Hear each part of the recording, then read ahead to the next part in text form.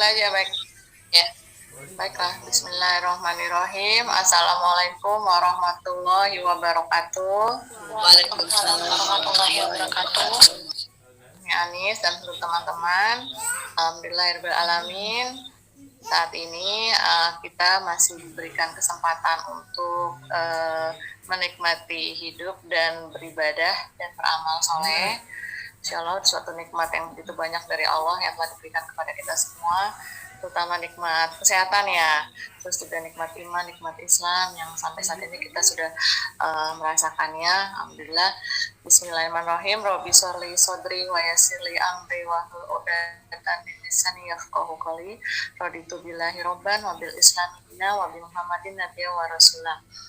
Baiklah, sekarang sudah memasuki Ramadan di hari ke-20 ya. Ya, benar ya. Alhamdulillahirrahmanirrahim. Ya sekali lagi banyak banget nikmat yang telah Allah berikan pada kita. Kita harus bersyukur dari hal-hal kecil untuk mendapatkan kenikmatan dan kemenangan-kemenangan besar insya Allah dari Allah Subhanahu wa Ta'ala. Baik, di kesempatan kali ini di Majelis Bidadari Surga ya, kita menamakan kita Bidadari Surga. Kita akan mendengarkan banyak ilmu dan mendapatkan ilmu dari Umi Anis dan mungkin nanti ada kultum dari yang kultum belum hadir kayaknya ya. kultum siapa kultum? Kak Afifah, Bu Umi. Oh, ya. Baik, kita mulai aja dengan membuka dengan membaca basmalah. Bismillahirrahmanirrahim. Sebelum masuk ke materi ya, ini gimana nih, Kak Afifah belum ada, seharusnya kultum dulu dengan Kak Afifah. Berarti langsung ke Umi aja, Umi boleh aja ya. Ya. Baik, karena untuk mempersingkat waktu juga, kita langsung aja mendengarkan tausiah dari guru kita, murabi kita, Umi Anis. Baik, Umi Anis, silakan. Bismillahirrahmanirrahim. Assalamualaikum warahmatullahi wabarakatuh. Waalaikumsalam warahmatullahi wabarakatuh. Rabbis rahli sadri wa yassirli amri wahlul 'uqdatam min lisani yafqahu qawli. Segala puji selalu kita haturkan, selalu kita ucapkan di lisan dan hati kita kepada Allah Subhanahu wa Ta'ala. Alhamdulillahirabbil alamin. Segala puji hanya bagi Allah, Rabb semesta alam. Tak lupa pula salawat beriring salam selalu kita haturkan kepada baginda kita, baginda Nabi Muhammad sallallahu alaihi wasallam, beserta keluarga, beserta sahabat, dan insya Allah kita yang terus berjuang untuk tetap istiqomah di jalannya. Amin amin ya rabbal alamin. Ya ahwati fillah, ummati fillah, masuk ke hari ke-20, Masya Allah. Catatan buat kita, evaluasi dan muhasabah buat diri dari di hari yang ke-20 ini, apa yang sudah kita dapatkan, apa yang sudah kita kerjakan. Di hari ke-20 bulan Ramadan, hal-hal apa yang bisa kita dapatkan yang teman-teman merasa ini di hari ke-20 ya, saya sudah mendapatkan apa ya di hari 20 bulan Ramadan ini? Apakah saya mendapatkan ketenangan batin? Apakah saya mendapatkan kebahagiaan? Karena ketenangan itu dirasanya di dalam hati, di dalam jiwa. Apakah kita sudah merasakan tenang, damai, tentram, kebahagiaan? Atau kita masih merasakan perasaan gelisah, resah, atau perasaan-perasaan lain? Itu bisa menjadi sebuah acuan dan barometer perjalanan kita di 20 hari di Ramadan ini. Untuk mendapatkan ketenangan batin, jiwa, hati, itu bagaimana perjalanan kita di awal sampai di hari ke-20 bulan Ramadan ini. Kemudian kita mengevaluasi juga apa yang sudah kita berikan, apa yang sudah kita kerjakan di bulan Ramadan ini untuk umat, untuk keluarga, untuk diri, dan untuk umat. Apakah kita sudah bisa memberikan manfaat kepada keluarga dan memberikan manfaat kepada masyarakat? Seperti itu. Karena Ramadan ini adalah tempat di mana Allah melipat gandakan segala sesuatunya. Di mana di Ramadan ini Allah memberikan berita-berita gembira diskon besar-besaran, ampunan, pahala itu melipat ganda di bulan Ramadan ini. Apakah kita sudah berjuang untuk meraih itu semua? 10 terakhir nanti jangan sampai kita sia-siakan. Kalau masih ada belum yang kita kerjakan, kalau masih ada perasaan yang tertinggal, masih ada sedikit perasaan yang tertinggal di hati kita, masih ada rasa gelisah, masih ada rasa sedih, masih ada rasa yang mengganjal di hati kita, cuci bersih-bersih di terakhir 10 bulan Ramadan ini. Jangan sampai perasaan itu tertinggal. Akhirnya menjadi sebuah penyesalan yang kita harus menunggu lagi 11 bulan kalau kita Allah sampaikan. Kalau tidak, maka itu akan menjadi perasaan yang terus mengganjal hati, menggelayuti diri. Jadi teman-teman, di 10 terakhir ini lakukan yang terbaik, kerjakan yang terbaik, berikan yang terbaik kepada diri, kepada keluarga, kepada masyarakat yang bisa kita berikan. Jangan lagi berhitung capek, jangan lagi berhitung untung rugi, biarlah itu menjadi pinjaman kita kepada Allah Subhanahu wa Ta'ala. Biarlah Allah nanti yang menggantikan rasa lelah kita, penat kita, capek kita di akhir Ramadan ini. Jangan sampai di akhir Ramadan kita ada penyesalan, ya Allah, bulan Ramadan kemarin saya belum melakukan ini, saya belum mengerjakan ini, belum sempat ya Allah, gitu kan. Nah, jangan sampai penyesalan itu menjadi sesuatu yang menyesakkan dada. Makanya yuk manfaatkan di 10 terakhir Ramadan ini sebagai sesuatu yang berkualitas di dalam diri kita. Hari-hari yang berkualitas di dalam diri kita. Manfaat apa? Tenaga kita habis-habisan, kita obral. Tenaga kita, pikiran kita, waktu kita habiskan, kita obral habis-habisan untuk keluarga, untuk diri, untuk umat, untuk masyarakat. Apa yang bisa kita berikan? Nanti capek kita terbayarkan di akhir Ramadan dengan gelar la'allakum tattaqun. Jadi bagaimana peta, bagaimana mind map di Ramadan kita tahun ini. Jadi kan Ramadan ini Ramadan yang terbaik sepanjang sejarah di era pandemik COVID-19 ini. Nah, bagaimana peta Ramadan, kita juga punya peta kehidupan. Teman-teman tahu peta? Peta itu apa? Peta itu apa? Ada yang bisa menjawab? Gambaran. Ya? Peta itu gambaran nih, gambaran atau rancangan lah. Rancangan, gambaran. Ya, apalagi? Peta. Peta kehidupan. Roadmap kehidupan kita. Ya. Nah, sekarang mari kita melihat peta kehidupan yang sudah Allah gambarkan, yang sudah Allah rancang. Gitu. Allah sudah merancang peta kehidupan manusia. Pertama dari alam roh. Di surat Al-A'raf ayat 172. Allah bertanya kepada ruh di alam roh. Apakah kamu mengakui bahwa diriku ini adalah sebagai Tuhanmu? Maka mereka menjawab, qalu bala syahida. Qalu bala syahidna. Mereka menjawab benar, bahkan kami menyaksikannya. Itu. Boleh dibuka surat Al-A'raf ayat 172, silakan dibaca.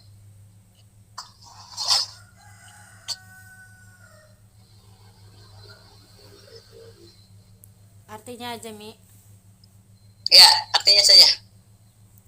Dan ingatlah ketika Tuhanmu mengeluarkan dari sulbi atau tulang belakang anak cucu Adam keturunan mereka, dan Allah mengambil kesaksian terhadap roh mereka. Seraya berfirman, bukankah aku ini Tuhanmu? Mereka menjawab, betul, engkau Tuhan kami bersaksi. Kami lakukan yang demikian itu agar di hari kiamat kamu tidak mengatakan, sesungguhnya ketika itu kami lengah terhadap ini. Jadi itu perjanjian Allah dengan makhluknya, gitu. Kemudian Allah kirimkan ruh kita kemana? dari alam roh, itu kan peta ya, peta gambaran perjalanan hidup manusia. Kemudian Allah kirimkan, itu yang tadi pertama perjanjian. Allah kirimkan ruh kita dari alam ruh kita ke alam rahim, gitu, ke alam rahim. Perhatikan tanda-tanda ayat kauniyah di alam. Tanda-tanda itu selalu Allah tampakkan, selalu Allah berikan agar kita belajar, agar kita berpikir. Afala takilun, afala yatafakkarun. Apakah kamu tidak berpikir? Apakah kamu tidak berpikir? Apakah kamu tidak berpikir? Di dalam Al-Quran banyak sekali tanda-tanda, banyak sekali perumpamaan, banyak sekali contoh-contoh agar kita berpikir, agar kita mengambil pelajarannya. Kalau orang mau berpikir, buat orang yang mau berpikir, buat orang yang mau belajar. Allah kirimkan kita ke alam rahim. Lihat bagaimana bentuk alam rahim. Bentuk alam rahim kecilnya hanya sebesar tubuh kita. Menyesuaikan tubuh kita, tidak besar, tidak kecil, cukup untuk seorang anak bayi calon manusia beristirahat atau menunggu dengan waktu, batasan waktu yang telah ditetapkan, yang telah ditentukan, gitu. Rahim itu kecil, dia akan membesar mengikuti pertumbuhan janin. Dan dia juga sifatnya lentur, sifatnya nyaman buat si bayi untuk bersemayam dengan waktu dan ketentuan yang telah Allah tetapkan 9 bulan 10 hari. Bagaimana makannya bayi di dalam alam rahim? Makannya bayi, makanan jasad dan makanan ruhnya. Jadi calon manusia yang berada di alam rahim sekalipun mendapatkan kiriman, transferan makanan jasadiah dan ruhaniah. Jasadiahnya apa yang kita makan, maka bayi itu akan memakan apa yang ibunya makan. Itu jasadnya, maka jasadnya akan tumbuh, berkembang sempurna sesuai dengan pupuk makanan yang kita makan. Makanya buat orang yang lagi hamil, makanan dijaga, minuman dijaga, karena akan berpengaruh, berdampak kepada si anak. Kemudian transferan apa? Transferan doa. Jadi anak yang di dalam perut pun sudah mendapatkan transferan doa. Semoga menjadi anak yang soleh, soleha, didoakan terus. Didoakan sama ibunya yang mengandung, didoakan sama saudara-saudaranya, didoakan sama teman-teman yang ketemu. Udah berapa bulan hamilnya? Ya Allah, semoga anaknya menjadi anak yang sehat ya. Ya Allah, semoga anaknya menjadi anak yang soleh ya. Semoga anaknya menjadi anak yang qurrata ayun ya. Kita selalu mendoakan anak-anak orang teman-teman kita yang hamil kan. Dan itu transferan doa. Jadi doa sudah berjalan, sudah mengalir, sudah menjariah ketika calon bayi masih ada di dalam kandungan. Jadi makanan jasad dapat, makanan roh juga dapat. Itu sudah peta kehidupan. Perasaan seorang ibu juga mengalir ke calon si anak, calon bayi. Itu. Perhatikan bentuknya. Bentuk alam rahim tidak lebih besar dan tidak lebih kecil dari bayi janin yang ada di dalam tubuhnya. Dan bayi merasakan nyaman. Kenapa? Karena dia mendapatkan kasih sayang. Dia tetap mendapatkan aliran rezeki. Makanya dia nyaman. Makanya ketika bayi keluar dari alam rahim, dia menangis. Karena dia keluar dari zona nyamannya dia. Karena seorang anak keluar dari zona nyamannya. Yang hangat, nyaman, semuanya terjamin, tidak ada beban masalah, belum menanggung beban masalah dalam kehidupannya, anak nyaman. Maka ketika sudah waktunya tiba, Allah keluarkan bayi itu dari zona nyamannya, dan mengeluarkannya pun dengan penuh perjuangan, berdarah-darah. Dan bayi pun berjuang. Seorang bayi yang di dalam perut pun berjuang zona nyamannya. Tuh. Makanya kan ada pembukaan 1, pembukaan 2, seterusnya sampai pembukaan 9. Ketika tidak ada pergerakan pembukaan, maka jalan pintas. Jadi jalan pintas itu sudah ada sejak dulu. Apa jalan pintasnya? Sesar.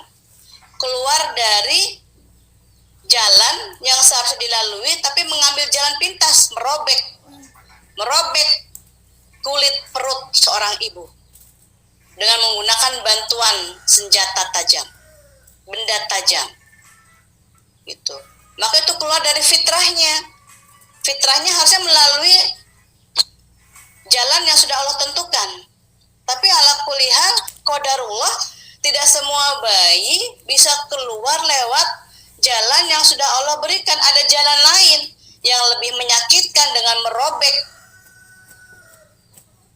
perut si ibu. Istilahnya sesar. Nah, akhirnya keluarlah dia dari zona nyamannya, dari alam ruh, alam rahim ke alam dunia. Disitulah dimulainya sebuah perjuangan seorang anak manusia. Itu. Jadi bagaimana aku melaksanakan? Jadi apa tuh? Masuk ke alam dunia, tujuan penciptaan. Masuk ke ayat 51, surat 51 ayat 56, silakan dibuka. Surat 51 ayat 56, silakan dibuka.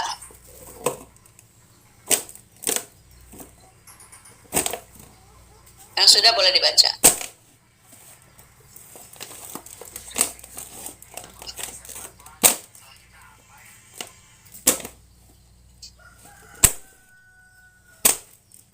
Sudah, ada yang dapat, silakan dibaca. Az-Zariyat ya, Mia. Ya. Aku tidak menciptakan jin dan manusia, melainkan agar mereka beribadah kepadaku. Wa ma khalaqal jin wal Insa illa liya'budu. liya'budu. Gitu. Jadi tujuan penciptaan apa? Menjadikan hamba-hamba sebagai Abdullah. Abdullah. Wa ma khalaqal jinna wal insa illa liya'budu. Abdullah, hamba. Menghamba kepada Allah. Namanya menghamba, mengemis, meminta kepada Allah. Mengemis ampunannya, memohon rezekinya, menjadi Abdullah. Namanya hamba kan, hamba sahaya apa sih? Budak. Apa yang diperintahkan lakukan. Jadi tujuan penciptaan 1, Abdullah. Itu konsep kehidupan yang sudah Allah buat, peta kehidupan, gambaran kehidupan. Terus yang kedua, silakan buka Al-Baqarah ayat 30.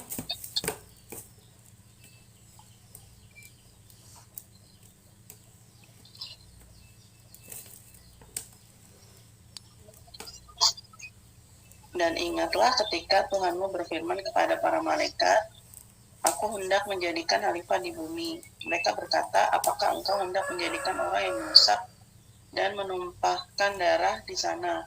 Sedangkan kami bertasbih memujimu dan menyucikan namamu. Ya. Dia berfirman, sungguh aku mengetahui apa yang tidak kamu ketahui. Nah, jadi konsep yang kedua, Allah menjadikan manusia sebagai apa? Khalifah. Pertama Abdullah di surat Az-Zariyat, kedua Khalifah Al-Baqarah 30. Itu aja konsep dua itu. Perjalanan hidupnya, peta kehidupan.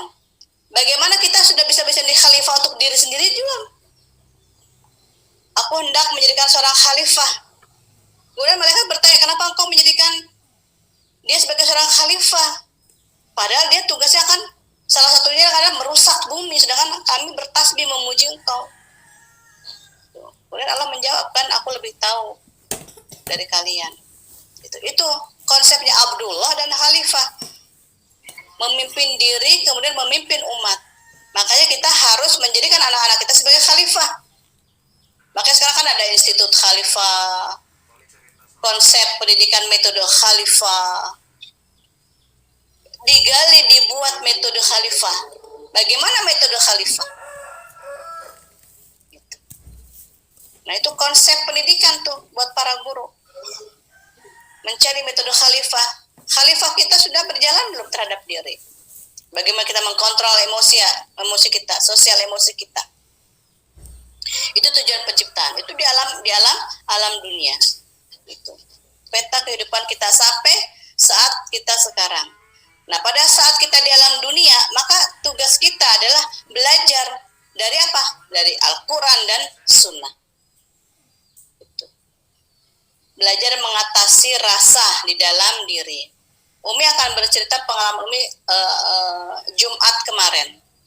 Kan Jumat kemarin program Umi bersama binaan Umi di SDIT Abata, guru-guru SD Abata tuh bukbernya. Kalau kemarin kan kita bukbernya di rumah Umi. Kalau mereka bukbernya ingin bersama para santri. Umi tahun ini kita bukbernya bersama para santri, Umi, ayo. Gitu. Akhirnya direncanakan.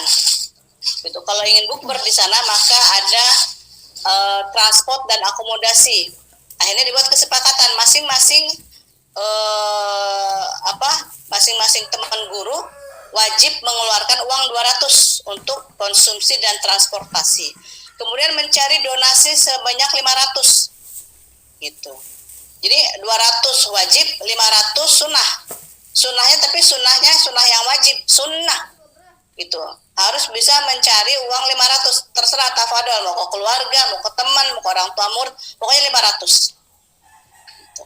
Akhirnya terkumpul 10 juta dari uang yang wajib dan yang sunnah tadi. Nah, kebetulan kan Umi juga sudah ke sana kemarin dengan menggunakan elf. Kita sudah sepakat, sudah deal menggunakan elf. Nah, di hari keberangkatan jam 10, jam 9 sampai jam 10 kita berangkat jam 1. Dari jam 9 ke jam 1 berapa jam? 3. Dari jam 9 pagi ke jam 1 siang berapa jam? 4. 4. Ya? 4 jam. 4 jam.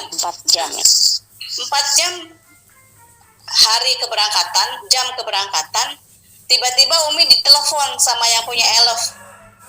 Umi, mohon maaf, saya dapat informasi dari supir. Informasi apa, Pak? Bahwa nanti para pemudik akan disuruh putar balik. Bahkan dikandangin mobil elfnya. Atau didenda minimal 1 juta. Dan para penumpangnya di-swab pada saat itu juga. Kalau yang ketahuan positif langsung diisolasi. Itu kan informasi itu kalau menurut teman-teman 4 jam sebelum keberangkatan gimana? Kita sudah matang nih. Oh gitu ya Pak? Iya Bu, kan ada di beritanya. Saya nggak punya TV Pak, jadi saya tidak dengar. Saya bilang gitu. Coba Ibu tanya-tanya. Akhirnya tanya-tanya kan. Tanya-tanya, ini ya, iya Umi ada yang begini gitu. Bahkan ada teman gurunya, ada teman guru Umi juga, binaan Umi, suaminya disuruh putar balik juga. Ya sudah Pak, sekarang gini deh, gitu. Bapak coba runding lagi sama supir Bapak. Masih bersedia tidak? Ibu lanjut, saya lanjut Pak. Kalau saya pribadi saya lanjut. Kalian sudah direncanakan. Terus nanti kalau disuruh putar balik gimana? Ya putar balik aja, repot amat. Kan kita belum tahu, itu kan baru katanya, baru berita-berita. Gitu. Ke depan apa yang terjadi di depan kita nggak tahu, Pak. Terus terang kan Umi khawatir juga kan, khawatir, takut kan. Mana Umi lagi nggak enak badan kan? Lagi meler-meler, termi disebut kena lagi nih jangan-jangan. Gitu. Tapi bismillah kan namanya udah itu. Sekarang Bapak jangan telepon saya, Bapak tolong infokan melalui WA. Saya mau screenshot, saya mau share ke grup. Akhirnya dia WA tuh. Assalamualaikum warahmatullahi wabarakatuh. Karena satu dan lain hal kondisi saat ini tidak memungkinkan, maka kami tidak bisa mengantarkan rombongan ke Pandeglang, Banten. Umi screenshot tuh, lempar ke grup. Tapi sebelumnya Umi informasi, Assalamualaikum, mohon info. Ya mereka lagi Zoom kan, masih KBM kan, di Abata masih KBM. Gitu, masih belajar. Mohon respon secepatnya. Ya lagi Zoom nih gitu kan. Ya lihat dulu dah sebentar, tengok-tengok sedikit nge-zoomnya gitu kan. Akhirnya sambil nge-zoom mereka ribut tuh rame tuh di grup. ya gimana dong, tafadol, apa mau lanjut atau tidak gitu. Itu kan Bang Umi bilang yang namanya hidup kalau nggak diuji nggak seru, kalau tidak tantangan nggak seru. Umi gimana? Umi lanjut, terserah teman-teman, yang mau mundur yang mau lanjut terserah, tapi kan kita tidak ada eloknya Mi, cari gitu. Akhirnya mereka sambil nge-zoom sambil nyari-nyari nih, ada 3 orang nyari, akhirnya ada nih Mi, dapat, alhamdulillah. Oke, tanyakan mau nggak dia, mau nggak kondisinya seperti sekarang, mau Mi, insya Allah resiko belakangan itu. Nah terus dapat info lagi tuh dari suami salah satu guru yang sedang berpergian saat itu. Sebentar ya Mi, saya tanya sama suami kebetulan lagi ke arah sana gitu. Informasinya menguatkan, ya Mi, pada disuruh putar balik, elef disuruh putar balik, ada yang diperiksa juga, rame lagi tuh. Gimana Mi, gimana? Terserah, yang mau mundur silahkan, yang mau lanjut silahkan gitu. Namanya kan Allah memberikan sedikit ketakutan, sedikit ya, tinggal bagaimana kita memanage, mengolah rasa itu. Akhirnya dari sekian yang ikut mundur 3 orang guru. Umi karena satu dan kondisi saya tidak jadi ikut Mi, ya tafadol, Umi tidak menyalahkan karena Umi juga takut, khawatir gitu. Jadi dari sekian 3 yang lain tetap jalan gitu. Umi kontak pimpinan pesantren, Pak Ustadz mohon doa, mohon penguatan dari para santri karena kondisinya sekarang begini. Udah jalan aja Bu Anis, bismillah gitu. Karena kita bukan untuk tamasya, kita bukan untuk jalan-jalan ke mall, jalan-jalan ke pantai, refreshing, bukan. Kita ingin melakukan santunan untuk para santri penghafal Quran. Bismillah. Akhirnya jalan dengan was-was. Jadi ketika naik tuh semuanya baca bismillah tuh. Ayo zikir. Baca bismillah, berzikir, berdoa, pokoknya segala upaya. Karena ikhtiar udah maksimal kan. Jadi di 4 jam itu alhamdulillah dapat mobil. 2 jam setelah itu supir yang membatalkan itu WA Umi, Assalamualaikum Bu, sudah dapat mobil belum Bu? Sudah Pak, alhamdulillah. Tuh, mungkin dia ingin menawarkan kembali ya, tapi kan Umi udah dapat, Umi nggak mau lah gitu. Dia yang membatalkan. Nah akhirnya jalan tuh, alhamdulillah sampai keluar tol lancar, tidak ada pemeriksaan. Tinggal babak kedua nih, dari arah Serang sampai Pandeglang. Ini ada polisi nggak nih gitu kan? Gitu. Kita deg-degan lagi nih. Ketika sampai keluar tol, alhamdulillah pada berhamdalah tuh. Pokoknya kita nggak ngantuk deh. Nggak ngantuk, pokoknya boro-boro ngantuk. Orang kita takut, was-was kan. Nah sampai keluar tol, kita was-was lagi nih. Bismillah. Kita melihat titik-titik biasanya tempat pemeriksaan. Aman. Gitu. Aman, ada mobil polisi, salawat, itu salawatan. Pokoknya seru deh, kita salawatan. Alhamdulillah aman, akhirnya sampailah kita mau mendekati Pandeglang. Namanya emak-emak ya, guru, dilihatlah tempat jualan oleh-oleh. Ih, ada kerupuk miskin tuh Mi, ada kerupuk miskin, mampir. Ya Allah, Masya Allah deh. Soalnya kan kalau pulang kita malam nih, nggak mungkin. Akhirnya mampirlah menepi, beli kerupuk miskin. Karena kerupuk yang di Pandeglang kan enak tuh. Di situ ada pete bergelantungan. Mi, pete di Jakarta udah 15.000 Mi satu papan. Nanti kalau udah lebaran udah 30.000 sama 25.000. Di sini cuma 5.000. Kita beli dulu ya Mi, setengah jam aja dah gitu. Ya Allah Mama, saya bilang gitu. Ya sudah deh tafadol. Gitu. Akhirnya pada beli pete. Masya Allah, pada beli sawo, pada beli kerupuk, cuma beli kerupuk doang. Pada beli emang murah banget dan bagus-bagus lagi gitu. Akhirnya udah sampai kita ke pesantren dengan sehat dan selamat, berangkat dan pulang. Jadi berangkat itu kita membawa rasa bahagia sudah pasti, karena kita akan bertemu dengan para santri. Rasa khawatir, rasa takut, rasa cemas, deg-degan. Jadi bagaimana kita mengelola gitu. Akhirnya apa? Kemenangan yang didapat ketika semua bisa kita mengalahkan itu. Jadi teman-teman kalau masih ada rasa, dilawan, dihadapi. Jangan kita menghindar.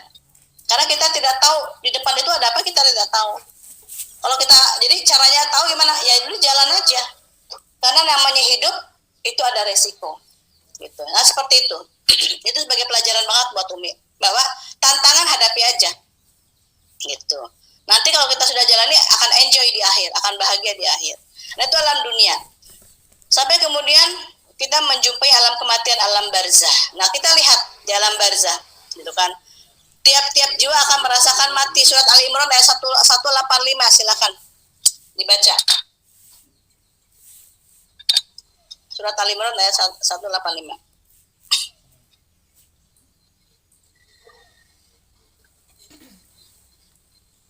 Udah dapat? Setiap yang bernyawa akan merasakan mati, dan hanya pada hari kiamat sajalah diberikan dengan sempurna balasanmu. Barang siapa dijauhkan dari neraka dan dimasukkan ke dalam surga, sungguh dia memperoleh kemenangan. Kehidupan dunia hanyalah kesenangan yang memperdaya. Jadi, kullu nafsin za'iqatul maut wa innama tuwaffawna ujurakum yaumal qiyamah. Setiap jiwa pasti akan mati, dan pada hari kiamat sajalah. Begitu kan konteks kalimatnya? Dan pada hari kiamat sajalah diberikan pahalamu, disempurnakan pahalamu. Berarti masih ada waktu, masih ada kesempatan untuk menyempurnakan pahala kita ketika kita di alam barzah. Ingat tadi Umi sampaikan di awal, ketika kita berada di alam rahim, besar dan bentuk alam rahim tidak lebih kecil, tidak lebih besar dari tubuh si bayi. Ketika berada di alam rahim, si bayi tetap mendapatkan jariah-jariah doa, jariah-jariah makanan jasad. Karena jasadnya masih tumbuh dan berkembang. Makanan jasadnya apa yang dimakan oleh ibunya, maka dia akan tumbuh. Makanan ruhnya apa? Doa-doa yang diberikan dari ibunya, maupun dari teman-teman ibunya, maupun dari keluarganya. Semoga menjadi anak yang soleh ya. Semoga nanti keluar dengan sehat dan selamat ya. Sambil diusap perut kita, laki-laki apa perempuan? Ya Allah, hamil ya, alhamdulillah, Allah berikan rezeki. Semoga nanti menjadi anak yang soleh ya, anak yang pintar, berguna bagi agama, nusa dan bangsa. Kan itu doa. Jadi mengalir doanya. Bukan doanya beda dengan ketika di alam barzah. Tidak ada doa di dalam alam rahim, semoga diampuni dosa si bayinya ya, nggak ada. Karena dia belum dosa. Nah begitu di alam barzah, doanya berubah. Tetap mendapatkan transferan. Cuman transferannya untuk ruh. Tidak ada lagi transferan dalam bentuk jasad. Karena jasadnya bukan ditransfer, tapi dicopotin satu-satu oleh makhluk lain, yaitu cacing.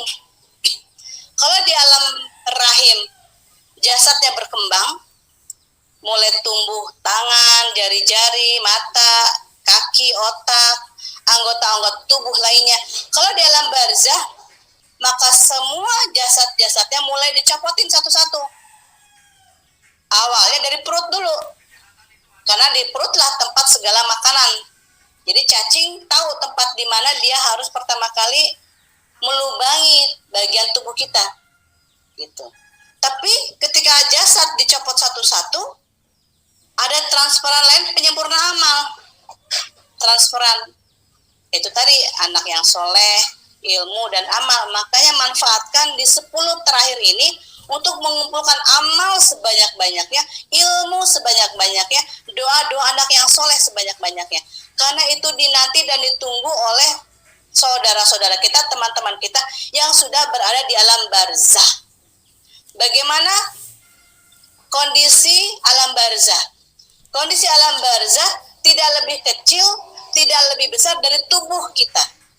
Sama ketika berada di alam rahim. Besarnya, bentuknya sama. Ketika di alam rahim, perut seorang ibu juga menonjol.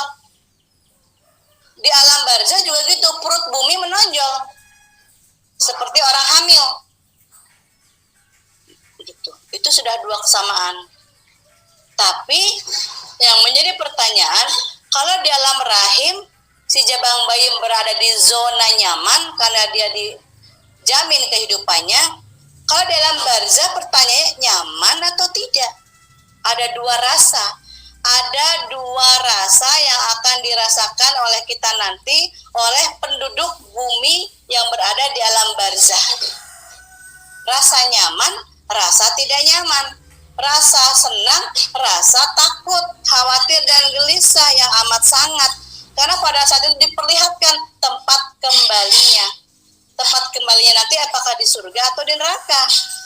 Maka alam barzah bisa juga sebagai rodatul jannah, sebagai taman-taman surga. Bisa juga sebagai taman-taman neraka. Namanya neraka, itulah kondisi yang berbeda di alam barzah dan di alam rahim. Sudah ada rasa nyaman dan rasa tidak nyaman. Itu peta kehidupan yang sudah Allah gambarkan buat kita. Gitu. Nah, kemudian setelah di alam barzah maka Allah perjalanan kembali anak manusia diperjalankan kembali, yaitu di alam mahsyar atau padang mahsyar. Itu finalnya, final countdown, perhitungan final. Kalau bahasa kerennya final countdown, perhitungannya sudah mulai berjalan, surga atau neraka. Nah, tinggal bagaimana kita di dunia menjalankan peta kehidupan ini agar nanti berada di alam barzah, kita berada di zona yang nyaman, sejuk, menyenangkan, menenteramkan hati dan sebagainya. Nah, tafadhol teman-teman, bagaimana roadmap kehidupan kita? Karena roadmap kehidupan kita sekarang menentukan kehidupan kita di masa yang akan datang. Maksimalkan apa yang kita bisa kerjakan, apa yang bisa kita lakukan.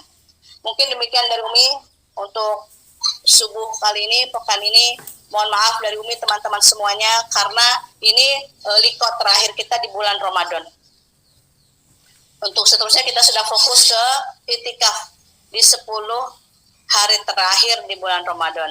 Umi pribadi mengucapkan mohon maaf lahir batin, mohon Umi dibukakan pintu maaf yang sebesar-besarnya atas lisan yang tidak terjaga, atas lisan yang terucap dari mulut Umi yang mungkin menyakiti teman-teman, menyinggung perasaan teman-teman, hati teman-teman, sehingga ada tergores luka. Umi mohon maaf lahir batin, karena Umi juga manusia biasa yang tidak luput dari khilaf dan salah.